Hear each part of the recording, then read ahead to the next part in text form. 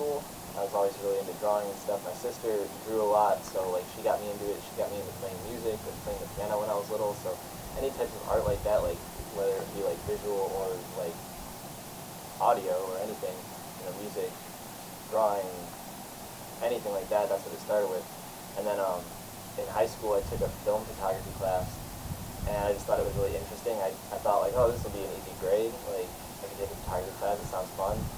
And I started shooting on film, and then I just thought it was really interesting how it worked and just capturing things. Like, so I thought that was pretty cool. And then my friend went around, and we were just venturing around, and this was like when MySpace was really popular. So we thought it was like fun to go places that people didn't normally go to and take pictures, like just use a little point and shoot camera and share them with people.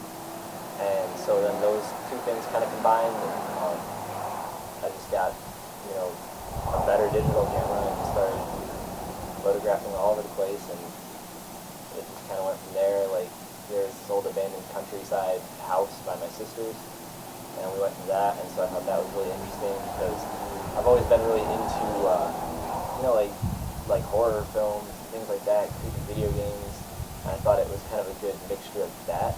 And then as it progressed from there, I got really into the history of the places. Well, it started off with like the whole, just the scary movies and video games type thing, and it looked creepy, and it kind of looked like those video games. So I thought that was pretty cool. So I started taking pictures of all that abandoned stuff. And then after a while, I started looking through papers in abandoned schools and finding all this history. So then I got really interested in the history and figuring out what the building used to be used for, like when it was abandoned or who built it. We're in the Rust Belt, so we have a lot of stuff. So it pretty much just went from, just driving around, and like, it started in the countryside mostly, and then we started hitting really big buildings in the city, and, just kind of all random, just started driving around and just finding stuff. We would see a building and stop and just be like, that looks cool, let's go inside of it. So when did you add video to your repertoire? I don't know, I've always kind of messed with video. Like, the first thing that I've ever done with video was like, we would film skate videos and stuff. Like when we were 13, when I was 15, I think, that was like the time when we filmed a lot of skate videos. And I would edit those up on the computer, and it was just kind of fun. And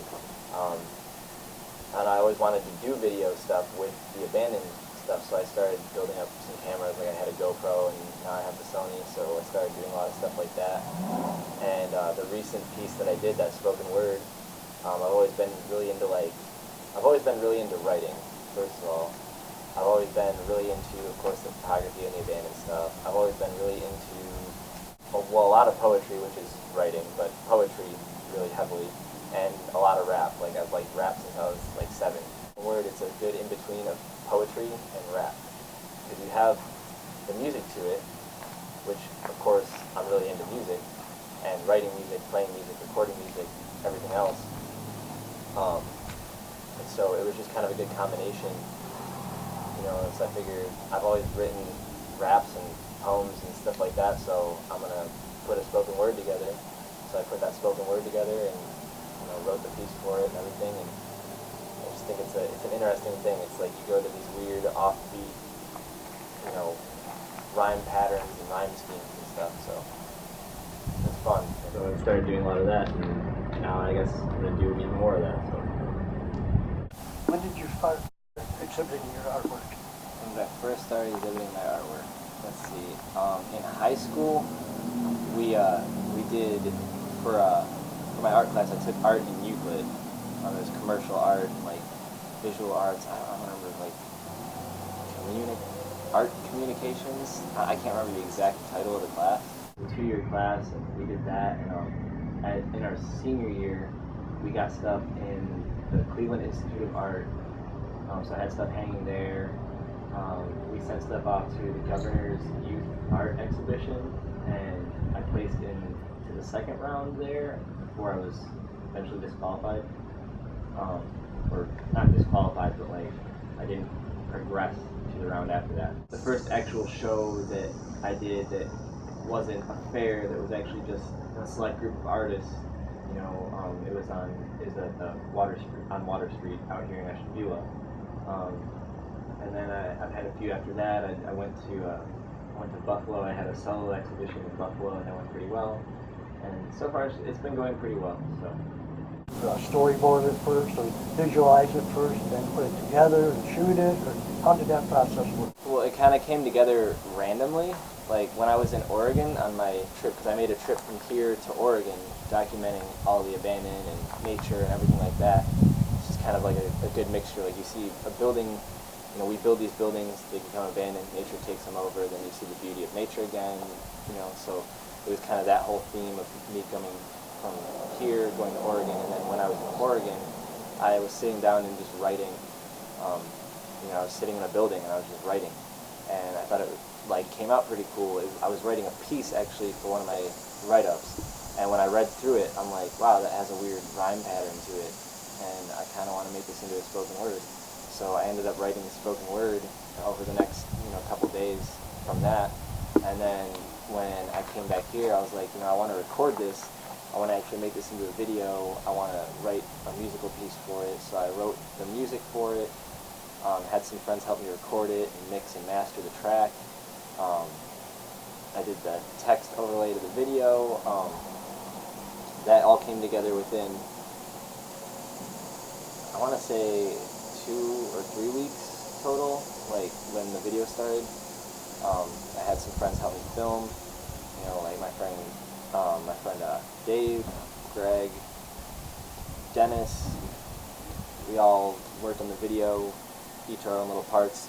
Me and Dave edited it up. The whole concept for it, though, is basically like if I were to completely give up on something, let's say photography, and if I were to completely give up on photography, and you knew that I gave up on photography completely, but if I came up to you and said, you can't give up on photography, you're not going to listen to me at all. Like, you're just going to brush that off and say, I'm not going to listen to someone who gave up on something and they're telling me to not give up on the same thing. So it's kind of that concept, except with, our future communities and how we leave all this stuff abandoned. And we're going to have to explain to future communities somehow that, you can't give up on hopes and dreams, and you can't let things, become that, but then they're going to look and say, everything here is abandoned and broken, and you did the same thing, so they're not going to listen, and things are just going to keep, getting worse. It's like someone who, someone on drugs. If someone's on drugs and they're telling their friend, no, don't do drugs, their friend's not going to listen to them. So it's it could work with anything, you just can't tell someone to not do something when you're doing the exact thing that you're telling them not to do. I feel like we need to make some kind of change, just some kind of little small steps towards changing how we take care of things, really, and how we communicate or how we interact with communities. When I was in Oregon and areas out there, they interact with their communities so much better than we do out here in the Rust Belt. If buildings are abandoned out there, I went to a ghost town called Shaniko, Oregon. It's been a ghost town since 1929 or something, 1919 or 1929. And since then, they've kept it preserved and nice, and they'll let you go in, they let you walk through. They're really friendly people. There's 30 people that live there. They take care of it. They actually preserve the history, and we don't do that over here in the Rust Belt. We just tear a lot of stuff down. So it's a lot different on that side of the country than it is on this side of the country. So it was kind of a cool concept seeing how things go over there with that, and that kind of helped spawn that whole idea. The Our Future piece, that's complete. So that's finalized. That's been released. I'm pretty much just working on getting that out there, really reaching communities and reaching people. Of course, I can't make a change as one person. Of course, it's really cliche to say, but it's still the truth that if you can get enough people involved in something, even just that little bit of a change, it makes a difference. You get 2 people to change their minds on, a drug addiction, that's still a change. You get 2 people to change their minds and restore a building. You get people interested in a building and they come and restore the building. That's one more piece that's just being restored. So if you can get enough people, out of the you know, how many people there are in the world. There's like, what, 7 billion people in the world. So like, I can't remember how many are in the United States, but if we can get that many people, like if every single person could be involved, that would just be like, you know, it would be an incredible difference. It's just little piece by piece by piece. You just gotta, you know, keep going at something. You can't give up on something just because it's not working right away. Photography for, you know, close to 10 years now, since like 2006, and, you know, it didn't really go anywhere up until 2014. So if I would have given up on that, then it wouldn't have went anywhere. Same thing with a lot of music artists that I know and that I look up to and respect. They worked on their music for like 10 or 15 years, didn't do anything with it until these last few years. They're doing something, they're changing people's lives, they're doing something, you know, they didn't give up on it. So like, that's what a lot of people do. They'll pick something up and they'll just work on it, and they won't see any change in anything, they won't see progression, they won't see anything happening with it, and they'll just give up on it, and they're never going to see it when they just give up. Our future piece, it's you know, that one's, as far as that one goes, that one's done. Just going to be, like I said, promoting that out and getting that out, sharing it, getting as many people involved as I can, getting enough people to see it, as many people as I can to see it. And I have a couple others that I'll be working on, you know, writing the pieces for those and hopefully releasing those, you know, after some time. Are they going to be in the same vein as the one you just completed, or are you going to go in a different direction? Well, they all have different topics, I guess. They're all kind of inspirational topics, I guess, if you want to call them that. After I started gaining a following, you know, I had Huffington Post, I had, you know, local stations like WKYC and stuff like that. I had BuzzFeed share my stuff. I had all these other places share my stuff. Just news outlets, Daily Mail, just a bunch of news outlets, tons of them. And that gained me a following for my work. And so it was nice, you know, now that I have a following, I, you know, can do what I wanted to do, which is really just speak to people, really just like try to inspire people, try to, you know, change people's directions if they're heading in a negative direction, because, you know, a lot of us have had parts where we've headed in a negative direction. And, you know, I've went from heading in a negative direction to heading in quite a positive direction just because of all this. And from that, you know, after all the news places started publishing my stuff, I had been working on a book for, you know, some months, you know, almost a year before that, just compiling pieces and parts through my website, my blog and stuff. So I took all the stuff from my blog and compiled it into a book. And once the news places started sharing stuff, the Huffington Post actually contacted me about my book, shared that. So I thought it was pretty cool because a lot of the stuff in my book, not only is it historical information, I've got photos in there, I've got, you know, how I view life and, you know, how I think that we could share positive energy, things like that. Not to sound like a total hippie or anything, but yeah, like, you know, just, I think sharing positive energy is really important in life, and, you know, through the abandoned stuff, it's kind of like taken a weird turn of how, you know, you could see something so broken, but you can see beauty in it. You know, you have to, there's that saying that goes, you have to understand the dark to understand the light. So, you know, the fact that I can understand this whole dark part of life, I can definitely understand the light and speak on that and try to share positive thoughts and positive energy. And then, you know, new stuff that I'll be working on is really just now that I have you know, a pretty dedicated following who actually do like listening to and reading the stuff that I share and say. It's a good thing because I can actually start doing that, you know, sharing a lot of good values. When you venture across the country, you meet a lot of weird people. You see a lot of weird things driving 2,500 miles straight. And we were in, I want to say, Idaho, and we were in the middle of nowhere. There was like no other services or anything for like 150 miles, I want to say. And so we were in this little town, this little motel. Couldn't have been like half the size of the building over here, like that Chris lives in, and couldn't have been half the size of that. well, this dude was standing outside, and he's like, where are you coming from? You're from Ohio, like, that's wild. And so we were like, oh yeah, we're from Ohio, like, we're venturing to Oregon. And he's like, oh, I used to be a truck driver. I went all through this area. I've been to Texas and this and that. And he's like, oh, I just want to get out and go again. You should let me hop on in the back seat with you. It'll be like I'm not even there. And we're just like, okay, like, it's a little weird. He's like, trust me, it's like I won't even be there. And we like, he started talking about, like, he's like, I'll just pop some pills and be up all night and just be like, I'll be back in the back conscious and you won't even know, blah, blah, this and that. He's just going crazy with these stories. We're like, okay, yeah, sure, whatever. And he's like, he started talking about everyone in the area. He's like, oh, everyone in this area is on meth and this and that. And we're like, okay. He's like, yeah, and everyone in Roseburg where you're going, they're all on meth too. And we're like, okay, that's cool. And he's like, I think meth's okay as long as you only smoke it when you don't have to work. And we're like, this dude's really weird. So we ended up driving another 150 miles at 2 in the morning because we didn't want to sleep by this guy. And we were exploring a factory in East Cleveland, and this big dude was outside the fence, and me and my friends were inside, and he's like, hey, come over here, get over here. And we're like, no, and we had nowhere to go. There was like no exit that way.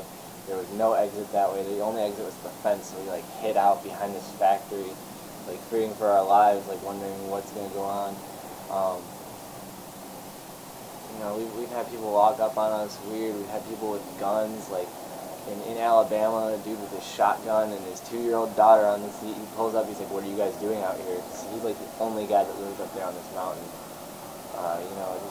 So there's been people with guns, people with knives, people with, whatever. It's just random. It's not a safe thing. Like, people think it's like completely safe to do, and a lot of people that I see, they go out there, especially to East Cleveland and stuff. It's like, you can go places out here and it's not as bad. You can go out places in the countryside. You got a lot of different places that you can choose from to go explore that aren't really dangerous. But like when you start getting into like East Cleveland and stuff like that, you get into dangerous situations, and people have this mentality of like, oh, it's not gonna happen. There's no reason that someone's just gonna shoot me for no reason. And like the truth of it is, people do shoot people for no reason. It's gang initiation. You can be in the wrong place at the wrong time. Sure, it's not like super common that happens, but in a sense it still is. So you just really got to watch your back and like really know what you're walking into. Don't trespass. Yeah, I've had glass in my hand. My friends have had glass in their hand. My friend got stuck halfway through a floor. We had to pull him out, and then his foot went through the floor again. We got out of that building. I've fallen through like some porches. That wasn't like far or anything. It was just like a couple foot drop. My legs just went through. My friend's whole leg went through a place in Virginia. It was like, we've fallen off things. I fell off a balcony in East Cleveland, like tall as this roof here, like maybe a story. So I fell down from that straight onto this couch. Thankfully I didn't get injured. I was wearing like 5 coats. It was winter. That was fun. We're in like East Cleveland area. There's a place called the House of Wills. It's an abandoned funeral home owned by Eric Friedman. And the night we found out what the building was, we were like, we gotta go in here. We look in this basement window. It has a crack. There's like this metal thing hanging over the window. There's like this crack in the window. We look in and there's like this coffin building table and like all this other cool stuff, so we're like, we have to go in here. So we rip this thing off with a crowbar and we drop down into the basement and we go through this whole abandoned funeral home. There's like the table where they would drain people. There's still this line of like blood just dried into the concrete, and we're just like, this is so creepy. And we go up, there's the casket showroom with like this cool ornate ceiling. There's all the dead people's possessions that have ever, been in the funeral home that nobody claimed. All their jewelry and plates and everything else like that. And like we're looking through it all, and we're like, wow, why is this just sitting here? And we hear this generator noise, and we're like, what's that generator noise? Like, that sounds like it's in the building. And my friend's like, no, it's probably the building next door. It's got to be their heater or something like that. And of course, it wasn't. We end up finding this wire that goes through the funeral home into this room with a generator, and it just smells like gas because it's running, and it has the wire going out of it. So we follow it up more stairs, and we see a door with a light on. So we're like, why is this abandoned funeral home? Why is there a door with a light on up here? And we're stupid. So we're like, what do we do? Let's try to open it. It could have been like a gang. It could have been like anything. It's, we had no idea. So we try to open it and it's locked. The door starts to open and my friend grabs the doorknob and just pulls it back shut and he's like, what do we do now? So we're just standing there, just like, we're stupid. Like, we're just standing there not knowing what to do. And we're like, well, we have to let go of the door at some point. So let's let go of the door and let's just walk away really fast. So we let go of the door, it opens up, there's a dude standing there with a gun. And we're like, we're sorry, we're gone, we're leaving, we're going, like, we're trying to get out so fast, like, we're not even paying attention to the guy, we're just trying to walk out like nothing happened, just act like nothing happened at all. And the dude's like, no, hold on, like, stop, like, you're fine, like, you're just taking pictures, like, it's cool, like, I'm a photographer too, like, it's cool, you guys are fine. And we're like, what just happened, like, is this guy fine with us just being here? And he's like, it's cool, like, I'll show you some other stuff here. So he showed us some other stuff, and we were talking to him a little bit. He's like, okay, we need to go, like, fix the window that you broke in because Eric's gonna be mad, and Eric's the owner. And so I ended up getting to be friends with Eric on Facebook, and now we're friends, and like, so that's how that whole thing started. And like, so we go into this hospital. They just recently boarded this hospital in Toledo.